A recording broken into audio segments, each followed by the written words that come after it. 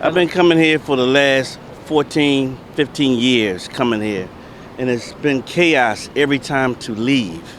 I don't understand why they can't get this together with all the money that all the people pay to come here into this country. And have you seen other infrastructure problems on our island that you think that maybe needs repair? I see a lot of blight that's there, but then I also see improvements in other areas as well. But here at the airport, something needs to be done. This can't keep going on like this because you can't see people are complaining. They're giving us water and they're giving us something to eat this time. But then what are you going to do when people got to go to the bathroom? Then they got to get out of the line. Then you got a problem there. And this is not your first time here on our island. First time on the island. How many times have you been on the I've been island? on the island about 14 times. No, 14 years, and I come twice a year. Yeah. Man. Okay? And this hurts. This hurts.